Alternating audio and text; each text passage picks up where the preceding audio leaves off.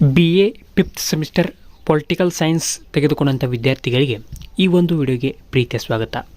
ಇವತ್ತಿನ ಒಂದು ವಿಡಿಯೋದಲ್ಲಿ ನಾವು BA 5ನೇ ಸೆಮಿಸ್ಟರ್ ರಾಜ್ಯಶಾಸ್ತ್ರ DSC 10 comparative government and politics, ಈ DSC 10ರಲ್ಲಿ ಬರುವಂತಹ ಅಧ್ಯಾಯ 5 ಸಂವಿಧಾನಾತ್ಮಕತೆ ಕಾನ್ಸ್ಟಿಟ್ಯೂಷನಲಿಸಮ್, ಈ ಅಧ್ಯಾಯಕ್ಕೆ ಸಂಬಂಧಿಸಿದಂಥ ಪಾರ್ಟ್ 2 ವಿಡಿಯೋ ಇದಾಗಿದೆ. ಈಗಾಗಲೇ ಭಾಗ 1 ವಿಡಿಯೋದಲ್ಲಿ ನಾವು ಈಗಾಗಲೇ 5 ಅಂಕಕ್ಕೆ ಕೇಳಬಹುದಾದಂತಹ 2 ಪ್ರಶ್ನೆಗಳನ್ನು ಸ್ವಾರಸ್ಯಪೂರ್ಣವಾಗಿ ಚರ್ಚೆ ಮಾಡಿದ್ದೀವಿ. ಇವತ್ತಿನ ಕ್ಲಾಸ್ನಲ್ಲಿ ಕಂಟಿನ್ಯೂ ಪಾರ್ಟಾಗಿ ಮತ್ತೆ 5 ಅಂಕದ ಪ್ರಶ್ನೋತ್ತರಗಳನ್ನು ನಾವು ಪರೀಕ್ಷೆ ದೃಷ್ಟಿಯಲ್ಲಿ ಕೇಳುವಂಥ ನಿಟ್ಟಿನಲ್ಲಿ ಡಿಸ್ಕಷನ್ ಮಾಡೋಂತ ಹೇಳ್ತಾ ಇವತ್ತಿನ ಕ್ಲಾಸ್ನ ಸ್ಟಾರ್ಟ್ ಮಾಡೋಣ ಬನ್ನಿ. ಅದಕ್ಕಿಂತ ಮುಂಚೆ ನೀವೇನಾದರೂ ಫಸ್ಟ್ ಟೈಮ್ ನಮ್ಮ ಯೂಟ್ಯೂಬ್ ಚಾನಲ್ ನೋಡ್ತಾ ಇದ್ದರೆ ಚಾನಲ್ಗೆ ತಪ್ಪದೆ ಸಬ್ಸ್ಕ್ರೈಬ್ ಆಗಿ ನೋಟಿಫಿಕೇಷನನ್ನು ಆನ್ ಮಾಡ್ಕೊಳ್ಳಿ ಅಂತ ಹೇಳ್ತಾ ಇವತ್ತಿನ ಕ್ಲಾಸ್ನ ಸ್ಟಾರ್ಟ್ ಮಾಡೋಣ ಬನ್ನಿ. ಇವತ್ತಿನ 5 ಅಂಕದ ಪ್ರಶ್ನೆ ನಂಬರ್ 3, ಸಂವಿಧಾನಾತ್ಮಕತೆ ಎಂದರೇನು, ಅದರ ತತ್ವಗಳನ್ನು ಪಟ್ಟಿ ಮಾಡಿ. ಇದರ ಬಗ್ಗೆ ನೋಡೋಣ ಬನ್ನಿ. ಉತ್ತರ: ಸಂವಿಧಾನಾತ್ಮಕತೆಯ ಅರ್ಥ, ಮೀನಿಂಗ್ ಆಫ್ ಕಾನ್ಸ್ಟಿಟ್ಯೂಷನಲಿಸಮ್. ಇದರ ಬಗ್ಗೆ ನೋಡೋದಾದರೆ ಸರಳಾರ್ಥದಲ್ಲಿ ಸೀಮಿತ ಸರ್ಕಾರವನ್ನು ಬೆಂಬಲಿಸುವ ರಾಜಕೀಯ ಪರಿಕಲ್ಪನೆಯೇ ಸಂವಿಧಾನಾತ್ಮಕತೆ. ಆಳುವ ಸರ್ಕಾರಗಳು ನಿರಂಕುಶವಾಗಿರದೆ ಸಂವಿಧಾನದ ಕಾನೂನುಗಳಂತೆ ಅಧಿಕಾರ ಚಲಾಯಿಸುವುದನ್ನು ಸಂವಿಧಾನಾತ್ಮಕತೆಯು ಪ್ರತಿನಿಧಿಸುತ್ತದೆ. ವಿಶಾಲಾರ್ಥದಲ್ಲಿ ಸಂವಿಧಾನದ ತತ್ವ, ಮೌಲ್ಯ ಹಾಗೂ ಆದರ್ಶಗಳಿಗೆ ಬದ್ಧವಾಗಿ ಸರ್ಕಾರದ ಅಂಗಗಳು ಅಧಿಕಾರ ಪ್ರತ್ಯೇಕತೆಯನ್ನು ಪಾಲಿಸುವುದು ಸಂವಿಧಾನಾತ್ಮಕತೆ ಎನಿಸಿಕೊಳ್ಳುತ್ತದೆ. ಸಾಮಾನ್ಯವಾಗಿ ವ್ಯಕ್ತಿಗಳ ಹಕ್ಕು ಮತ್ತು ಸ್ವಾತಂತ್ರ್ಯವನ್ನು ರಕ್ಷಿಸುವ ಉದ್ದೇಶಕ್ಕಾಗಿ ಸಂವಿಧಾನಾತ್ಮಕತೆಯು ನಿರಂಕುಶ ಸರ್ಕಾರದ ಬದಲು ನಿಯಂತ್ರಿತ ಸರ್ಕಾರವನ್ನು ಪ್ರತಿನಿಧಿಸುತ್ತದೆ. ಆದ್ದರಿಂದಲೇ ಚಿಂತಕ ಜಿಯೋವಾನಿ ನಟೋರಿ ರಾಜ್ಯದ ಅನಿಯಂತ್ರಿತ ಅಧಿಕಾರದ ಮೇಲಿನ ಮಿತಿಗಳಲ್ಲಿ ಸಂವಿಧಾನಾತ್ಮಕತೆ ಕಂಡುಬರುತ್ತದೆ ಎಂದಿರುವರು. ಒಟ್ಟಾರೆ ಸಂವಿಧಾನದ ಆಶಯದಂತೆ ಅಧಿಕಾರವನ್ನು ಚಲಾಯಿಸುವ ಸೀಮಿತ ಸರ್ಕಾರವುಳ್ಳ ರಾಜಕೀಯ ವ್ಯವಸ್ಥೆಯನ್ನು ಸಂವಿಧಾನಾತ್ಮಕತೆಯು ಸೂಚ್ಯವಾಗಿ ಪ್ರತಿನಿಧಿಸುತ್ತದೆ. ಮುಂದುವರೆದು, ಸಂವಿಧಾನಾತ್ಮಕತೆಯು ನಿರಂಕುಶ ಅಧಿಕಾರದ ಪರಿಹಾರಕ್ಕಾಗಿ ಉದಯಗೊಂಡ ಪರಿಕಲ್ಪನೆಯಾಗಿದೆ. ಕಾನೂನಿನ ಆಳ್ವಿಕೆಯನ್ನು ಬೆಂಬಲಿಸುವ ಮೂಲಕ ಸರ್ಕಾರದ ನಿರಂಕುಶ ವರ್ತನೆಯನ್ನು ಸಂವಿಧಾನಾತ್ಮಕತೆ ನಿಯಂತ್ರಿಸುವುದಲ್ಲದೆ ಸರ್ಕಾರಗಳಲ್ಲಿ ಜವಾಬ್ದಾರಿತ್ವ ತರುತ್ತದೆ. ಇದರೊಡನೆ ಸರ್ಕಾರದ ಅಧಿಕಾರವು ಒಂದೆಡೆ ಕೇಂದ್ರೀಕರಣಗೊಳ್ಳುವುದನ್ನು ಸಂವಿಧಾನಾತ್ಮಕತೆಯು ವಿರೋಧಿಸುತ್ತದೆ. ಫಲವಾಗಿ ಸರ್ಕಾರದ ಅಂಗಗಳಾದ ಶಾಸಕಾಂಗ, ಕಾರ್ಯಾಂಗ ಹಾಗೂ ನ್ಯಾಯಾಂಗಗಳು ತಡೆ ಮತ್ತು ಸಮತೋಲನ ತತ್ವದಂತೆ ಕಾರ್ಯಾಚರಿಸುವುದನ್ನು ಸಂವಿಧಾನಾತ್ಮಕತೆ ಬೆಂಬಲಿಸುತ್ತದೆ.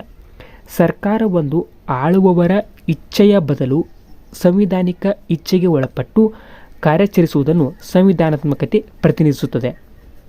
ಆದ್ದರಿಂದಲೇ ಡೇವಿಡ್ ಹೆಲ್ಮನ್ ಕಾನೂನಿನ ಔನ್ನತ್ಯಕ್ಕೊಳಪಟ್ಟಿರುವ ಸೀಮಿತ ಸರ್ಕಾರದ ಪರಿಕಲ್ಪನೆಯೇ ಸಂವಿಧಾನಾತ್ಮಕತೆ ಎಂದಿರುವರು. ಗಮನಾರ್ಹ ಅಂಶವೇನೆಂದರೆ, ಇಂಗ್ಲೆಂಡಿನ ಖ್ಯಾತ ರಾಜ್ಯಶಾಸ್ತ್ರಜ್ಞ ಜಾನ್ ಲಾಕ್ನ ರಾಜಕೀಯ ಚಿಂತನೆಯಲ್ಲಿ ಈ ಸಂವಿಧಾನಾತ್ಮಕತೆ ಮೂಲವನ್ನು ಗುರುತಿಸಬಹುದಾಗಿದೆ. ಇಷ್ಟು ಸಂವಿಧಾನಾತ್ಮಕತೆಯ ಅರ್ಥ ಅಥವಾ ಸಂವಿಧಾನಾತ್ಮಕತೆ ಎಂದರೇನು ಇದರ ಬಗ್ಗೆ ಉತ್ತರವಾಗಿತ್ತು. ಮುಂದುವರೆದು ಪ್ರಶ್ನೆ ನಂಬರ್ 4, ಜನತಾ ಪರಮಾಧಿಕಾರದ ಕುರಿತು ಟಿಪ್ಪಣಿ ಬರೆಯಿರಿ. ಈ ಒಂದು ಪ್ರಶ್ನೆಗೆ ಉತ್ತರವನ್ನು ನೋಡೋಣ. ಉತ್ತರ: ಜನತಾ ಪರಮಾಧಿಕಾರ, ಪಾಪ್ಯುಲರ್ ಸರ್ವ್ಯಾಂಗಿಟಿ. ರಾಜರುಗಳ ವಿರುದ್ಧದ ಹೋರಾಟಗಳಲ್ಲಿ ಜನತಾ ಪರಮಾಧಿಕಾರದ ಮೂಲವನ್ನು ಪ್ರಾಚೀನ ಕಾಲದಿಂದಲೇ ಕಾಣಬಹುದಾಗಿದೆ. 16ನೇ ಶತಮಾನದಲ್ಲಿ ಸರ್ವಾಧಿಕಾರಗಳನ್ನು ವಿರೋಧಿಸುವ ಪ್ರಕ್ರಿಯೆ ಫಲವಾಗಿ ಜನತಾ ಸಾರ್ವಭೌಮಾಧಿಕಾರ ಮಹತ್ವ ಪಡೆದುಕೊಂಡಿತು. ರೂಸೋ ತನ್ನ ಸಾರ್ವತ್ರಿಕ ಇಚ್ಛೆಯ ಪ್ರತಿಪಾದನೆಯೊಡನೆ ಜನತಾ ಸಾರ್ವಭೌಮ ಅಧಿಕಾರಕ್ಕೆ ಅಧಿಕ ಮಹತ್ವ ಒದಗಿಸಿ ಆ ಪರಿಕಲ್ಪನೆಯ ಪಿತಾಮಹ ಎನಿಸಿಕೊಂಡ. ಮುಂದೆ ಜನತಾ ಸಾರ್ವಭೌಮತ್ವ ಫ್ರೆಂಚ್ ಹಾಗೂ ಅಮೆರಿಕ ಕ್ರಾಂತಿಗೆ ಪ್ರೇರಣೆ ನೀಡಿತು. ಪ್ರಜೆಗಳಿಂದ ಪ್ರಜೆಗಳಿಗಾಗಿ ಮತ್ತು ಪ್ರಜೆಗಳೇ ಆಳುವ ಪ್ರಜಾಪ್ರಭುತ್ವ ಹರಡುವಿಕೆಯಿಂದ ಪ್ರಸ್ತುತ ಜನತಾ ಪರಮಾಧಿಕಾರ ಜಗತ್ತಿನ ಎಲ್ಲೆಡೆ ಅಸ್ತಿತ್ವದಲ್ಲಿದೆ. ಸರ್ವೋಚ್ಚ ಅಧಿಕಾರವು ಜನರ ಕೈಯಲ್ಲಿರುವುದೇ ಜನತಾ ಪರಮಾಧಿಕಾರ. ಪ್ರಾಚೀನ ಅಧಿಕ ಪ್ರಜಾಪ್ರಭುತ್ವ ದೇಶಗಳಲ್ಲಿ ನಿಯತಕಾಲಿಕ ಚುನಾವಣೆಗಳ ಮೂಲಕ ಜನರು ತಮ್ಮ ಹಿತಾಸಕ್ತಿ ಕಾಪಾಡುವ ಪ್ರತಿನಿಧಿಗಳನ್ನು ಹೊಂದಲು ಅಥವಾ ಬೇಡವಾದ ಪ್ರತಿನಿಧಿಗಳನ್ನು ಅಧಿಕಾರದಿಂದ ಕಿತ್ತೊಗೆಯಲು ಈ ಪರಮಾಧಿಕಾರವು ಜನರಿಗೆ ಸಹಕಾರಿಯಾಗಿದೆ. ಜನರು ತಮ್ಮನ್ನು ತಾವೇ ಆಳಿಕೊಳ್ಳುವಲ್ಲಿ ಜನತಾ ಪರಮಾಧಿಕಾರವನ್ನು ಗುರುತಿಸಬಹುದಾಗಿದೆ. ಆದ್ದರಿಂದಲೇ ಚಿಂತಕರಾದ ರೀಚಿ ಜನರು ಚುನಾವಣೆಗಳ ವೇಳೆ ತಮ್ಮ ಸಾರ್ವಭೌಮ ಅಧಿಕಾರವನ್ನು ನೇರವಾಗಿ ಚಲಾಯಿಸುತ್ತಾರೆ ಎಂದಿರುವರು. ಜನತಾ ಪರಮಾಧಿಕಾರವು ನಿರಂಕುಶವಾಗಿ ಜನ ವಿರೋಧಿ ಆಡಳಿತ ನಡೆಸದಂತೆ ಆಳುವ ಸರ್ಕಾರಗಳ ಮೇಲೆ ನಿಯಂತ್ರಣ ಹೇರುವ ಮೂಲಕ ಸಂವಿಧಾನಾತ್ಮಕತೆಯ ಪ್ರಧಾನ ತತ್ವವೆನಿಸಿದೆ. ಇಷ್ಟು ಜನತಾ ಸರ್ಕಾರದ 5 ಅಂಕದ ಪ್ರಶ್ನೆಗೆ ಉತ್ತರವಾಗಿತ್ತು. ಮುಂದುವರೆದು ಪ್ರಶ್ನೆ ನಂಬರ್ 5, ಸಂವಿಧಾನಾತ್ಮಕತೆಯ ನಿರೀಕ್ಷೆಗಳನ್ನು ಚರ್ಚಿಸಿದೆ. ಈ ಒಂದು ಪ್ರಶ್ನೆಗೆ ಉತ್ತರವನ್ನು ನೋಡೋದಾದರೆ ಉತ್ತರ: ಸಂವಿಧಾನಾತ್ಮಕತೆಯು ಪರಿವರ್ತನಾಶೀಲ ಪರಿಕಲ್ಪನೆಯಾಗಿದೆ. ಸಂವಿಧಾನಾತ್ಮಕತೆಯು ಆರಂಭಿಕ ಮೂಲಾಂಶಗಳು ಕಾಲಾಂತರದಲ್ಲಿ ಬದಲಾವಣೆಗೊಳಗಾಗಿವೆ. ಕಳೆದ ಶತಮಾನಕ್ಕೆ ಹೋಲಿಸಿದರೆ ಸಮಕಾಲೀನ ಶತಮಾನದ ಸಂವಿಧಾನಾತ್ಮಕತೆಯ ನಿರೀಕ್ಷೆಗಳು ಸಾಕಷ್ಟು ಪರಿವರ್ತನೆಗೊಂಡಿವೆ.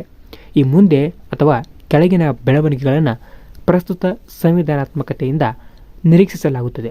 ಹಾಗಾದರೆ ಅವುಗಳನ್ನು ನೋಡೋದಾದರೆ 1.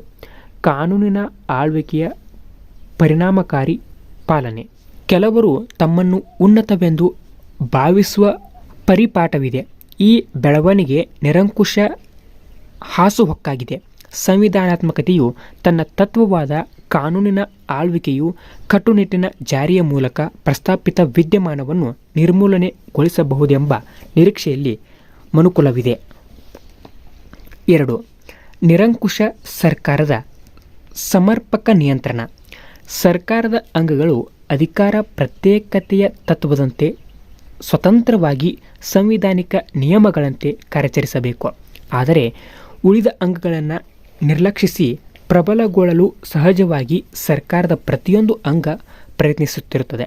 ಇದರೊಡನೆ ಕಾನೂನಿನ ಮಿತಿಗಳನ್ನು ಬದಿಗಿಟ್ಟು ಸರ್ಕಾರ ನಿರಂಕುಶ ನಿರ್ಧಾರಗಳ ಮೂಲಕ ಅವ್ಯಾಹತವಾಗಿ ವ್ಯಕ್ತಿಗಳ ಹಕ್ಕುಗಳನ್ನು ಉಲ್ಲಂಘಿಸಲು ಪ್ರಯತ್ನಿಸುತ್ತವೆ. ಈ ಬೆಳವಣಿಗೆಗಳನ್ನು ಹೋಗಲಾಡಿಸಲು ಸಂವಿಧಾನಾತ್ಮಕತೆ ಮತ್ತಷ್ಟು ಪರಿಣಾಮಕಾರಿಯಾಗಿ ಅನುಷ್ಠಾನಗೊಳ್ಳಬೇಕೆಂಬ ನಿರೀಕ್ಷೆಯಲ್ಲಿ ವಿವಿಧ ದೇಶಗಳ ಪ್ರಜೆಗಳು ಬದುಕುತ್ತಿದ್ದಾರೆ.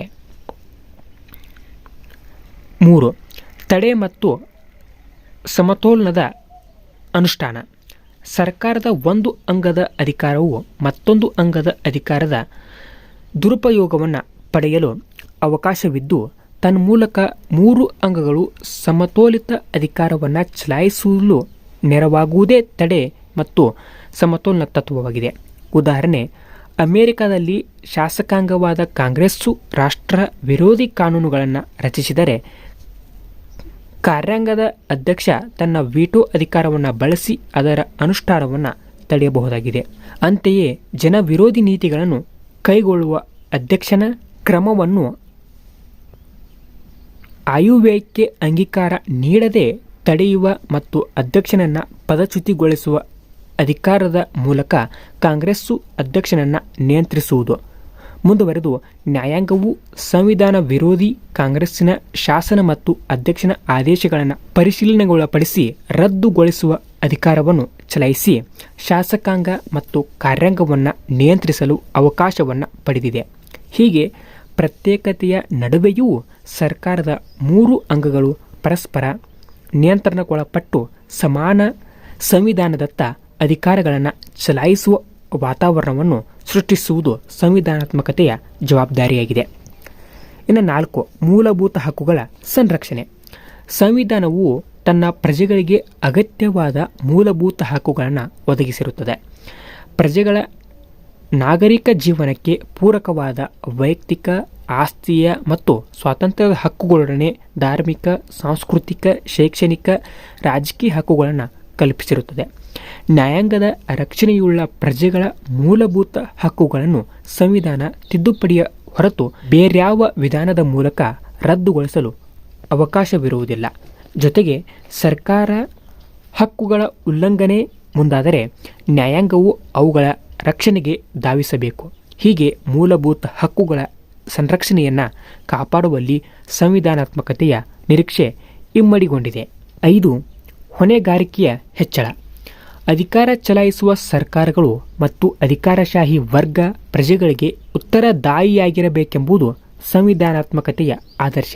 ಈ ನಿಟ್ಟಿನಲ್ಲಿ ಪ್ರಜೆಗಳಿಗೆ ಆಡಳಿತಗಾರರು ಪಾರದರ್ಶಕ ಮತ್ತು ಭ್ರಷ್ಟಾಚಾರ ರಹಿತ ಆಡಳಿತದ ಭರವಸೆಯನ್ನೊದಗಿಸಲು ಸಂವಿಧಾನಾತ್ಮಕತೆ ಪ್ರಯತ್ನಿಸುವ ನಿರೀಕ್ಷೆಯನ್ನು ಹೊಂದಲಾಗಿದೆ. 6. ಆಡಳಿತಾತ್ಮಕ ಸ್ಥಿರತೆ. ಸಂವಿಧಾನಾತ್ಮಕತೆಯು ಆಳುವವರಿಗಿಂತ ಅಸ್ತಿತ್ವದಲ್ಲಿರುವ ಕಾನೂನುಗಳ ಪಾಲನೆಯನ್ನು ಬೆಂಬಲಿಸುತ್ತದೆ. ಹೀಗಾಗಿ ಆಳುವವರು ಬದಲಾದರೂ ಆಡಳಿತಾತ್ಮಕ ಸ್ಥಿರತೆ ಮುಂದುವರಿಯಲು ಸಂವಿಧಾನಾತ್ಮಕತೆಯಿಂದ ಸಾಧ್ಯವಾಗುತ್ತದೆ. 7. ನ್ಯಾಯಾಂಗದ ಸ್ವಾತಂತ್ರ್ಯ. ಸಂವಿಧಾನಾತ್ಮಕತೆಯು ನ್ಯಾಯಾಂಗದ ಸ್ವಾತಂತ್ರ್ಯವನ್ನು ಬೆಂಬಲಿಸುತ್ತದೆ. ಇದರಿಂದ ನಿಷ್ಪಕ್ಷಪಾತ ಹಾಗೂ ನಿರ್ಭೀತ ನ್ಯಾಯದಾನ ಜರುಗಿ ಸೂಕ್ತ ತೀರ್ಪುಗಳು ಹೊರಬೀಳುತ್ತವೆ. ಜೊತೆಗೆ ನಾಗರಿಕರ ಹಕ್ಕುಗಳನ್ನು ರಕ್ಷಿಸಲು ಸಾಧ್ಯವಾಗುತ್ತದೆ. 8. ಅಂತಾರಾಷ್ಟ್ರೀಯ ಘನತೆ. ಸಂವಿಧಾನಾತ್ಮಕತೆ ಸಮರ್ಪಕವಾಗಿ ಜಾರಿಗೊಂಡಿರುವ ದೇಶವು ಜಾಗತಿಕ ಸಮುದಾಯದಲ್ಲಿ ಜನಪ್ರಿಯಗೊಳ್ಳುತ್ತದೆ. ಜೊತೆಗೆ ಬಂಡವಾಳ ಹೂಡಿಕೆ, ಪ್ರವಾಸೋದ್ಯಮ, ವ್ಯಾಪಾರ ಸಂಬಂಧಗಳು ಬಲಗೊಂಡು ದೇಶವೊಂದು ಪ್ರಗತಿ ಹೊಂದಲು ಸಾಧ್ಯವಾಗುತ್ತದೆ. ಇದರೊಡನೆ ವಿದೇಶಿ ರಾಷ್ಟ್ರಗಳೊಡನೆ ಸುಮಧುರ ಸಂಬಂಧ ವೃದ್ಧಿಗೊಳ್ಳುತ್ತದೆ. ಈ ಮೇಲೆ ಪ್ರಸ್ತಾಪಿಸಲಾದ ಅಂಶಗಳಲ್ಲದೆ ಪ್ರಜಾಸತ್ತಾತ್ಮಕ ಆಡಳಿತದ ಬಲವರ್ಧನೆ, ಸವಾಲುಗಳ ಸಮರ್ಪಕ ನಿರ್ವಹಣೆ, ಸಾಮಾಜಿಕ ಸಾಮರಸ್ಯದ ಸಾಧನೆ ಮುಂತಾದ ವಿಚಾರಗಳಲ್ಲಿಯೂ ಸಂವಿಧಾನಾತ್ಮಕತೆಯು ಮಹತ್ವದ ಪಾತ್ರವನ್ನು ನಿರ್ವಹಿಸುತ್ತದೆ. ಇದರೊಡನೆ ಪ್ರಸ್ತಾಪಿತ ವಿವಿಧ ನಿರೀಕ್ಷೆಗಳ ಬೆಳಕಿನಲ್ಲಿ ನಾವು ಸಂವಿಧಾನಾತ್ಮಕತೆಯು ಅಗತ್ಯ, ಮಹತ್ವ ಅಥವಾ ಪ್ರಸ್ತುತತೆಯನ್ನು ಸ್ಪಷ್ಟಪಡಿಸಿಕೊಳ್ಳಲು ಸಾಧ್ಯವೆಂದರೆ ತಪ್ಪಾಗಲಾರದು. ಇಷ್ಟು ಈ ಅಧ್ಯಾಯಕ್ಕೆ ಸಂಬಂಧಿಸಿದಂತಹ 5 ಅಂಕದ ಪ್ರಶ್ನೋತ್ತರಗಳನ್ನು ಮತ್ತು ಈ ಪ್ರಶ್ನೆಗಳನ್ನೇ ಜಾಯಿಂಟ್ ಮಾಡಿ 10 ಅಂಕಕ್ಕೆ ಕೇಳಬಹುದಾದಂಥ ನಿರೀಕ್ಷೆ ಇರುತ್ತದೆ. ಒಟ್ಟಾರೆಯಾಗಿ 5 ಅಂಕದ ಮತ್ತು 10 ಅಂಕದ ಪ್ರಶ್ನೋತ್ತರಗಳನ್ನ 2 ಭಾಗಗಳಲ್ಲಿ ಸ್ವಾರಸ್ಯಪೂರ್ಣವಾಗಿ ಪರೀಕ್ಷೆಯಲ್ಲಿ ಕೇಳಬಹುದಾದಂಥ ನಿಟ್ಟಿನಲ್ಲಿ ಡಿಸ್ಕಷನ್ ಮಾಡಲಾಗಿದೆ ಅಂತ ಹೇಳ್ತಾ ಮತ್ತೆ ಮುಂದಿನ ಅಧ್ಯಾಯಗಳನ್ನ ಮುಂದಿನ ಕ್ಲಾಸ್ನಲ್ಲಿ ಡಿಸ್ಕಷನ್ ಮಾಡ್ತೀನಿ. ಅದೇ ರೀತಿ ಎಲ್ಲ ಸಬ್ಜೆಕ್ಟ್ಗಳ ಎಲ್ಲ ವಿಷಯಗಳ ಪರೀಕ್ಷೆಯಲ್ಲಿ ಕೇಳಬಹುದಾದಂಥ ಪ್ರಶ್ನೋತ್ತರಗಳು, ಅಭ್ಯಾಸದ ಪ್ರಶ್ನೋತ್ತರಗಳನ್ನು ನಾವು ಲಿಖಿತ ರೂಪದಲ್ಲಿ ಮತ್ತು ಮೌಖಿಕ ರೂಪದಲ್ಲಿ ನಿಮ್ಮ ಮುಂದೆ ತರುವ ಪ್ರಯತ್ನ ನಾನು ಮಾಡಿದ್ದೀನಿ. ಈ ನನ್ನ ಪ್ರಯತ್ನ ಇಷ್ಟ ಆಗಿದೆ ವಿಡಿಯೋಗೊಂದು ಲೈಕ್ ಮಾಡಿ ಮತ್ತು ಮುಂದಿನ ಕ್ಲಾಸ್ನ ಭೇಟಿಯಾಗೋಣ. ಅಲ್ಲಿವರೆಗೂ ಎಲ್ಲರಿಗೂ ನಮಸ್ಕಾರ. ಜೈ ಹಿಂದ್, ಜೈ ಕರ್ನಾಟಕ ಮಾತೆ.